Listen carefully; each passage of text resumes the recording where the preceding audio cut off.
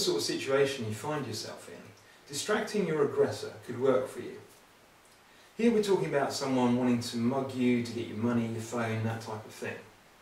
Now personally, if somebody was coming at me demanding money, I would consider giving it to them, especially if they had a weapon like a knife or something like that. My own opinion is it really worth fighting and possibly losing your life over something like a few notes or a phone? These items can be replaced. The decision you have to make is simple. Do you believe that by giving the aggressor what they want, it will make them go away and leave you unharmed? Now, everyone's different, and some people may see giving in as a sign of weakness. But I come back to, is risking your life over an object that can be replaced worth it? At the end of the day, it will probably only be your pride that will be hurt in that situation. However, if you do believe the threat won't be over by giving the person what they want, or, and if this is purely a personal choice, you decide not to let them have what they want, distracting them may give you some advantage.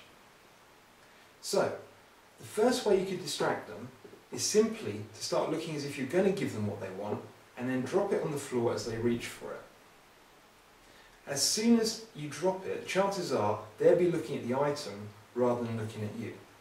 This will give you a split-second opportunity to either run and escape or to bridge and attack. Let's take a look at this from an attacking point of view. Now, the attack will depend on whether they have a weapon or not. You will need to close down the distance and put yourself in a good range. Now, alternatively, instead of dropping it on the floor as they reach for it, you could throw it straight in their face. Again, this may give you enough of a distraction to run, or if you make the decision, an opportunity to attack. Throwing it towards their face may make them take a step back or may bring their arms up. Let's take a look at this.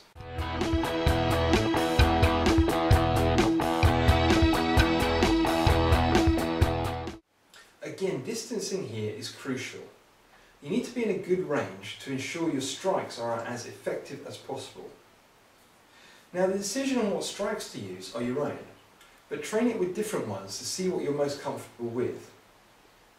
As with all the training we've covered so far, start very light and slow, then as you become comfortable with it, add in some aggressive language and try and make the situation seem more real through verbal language.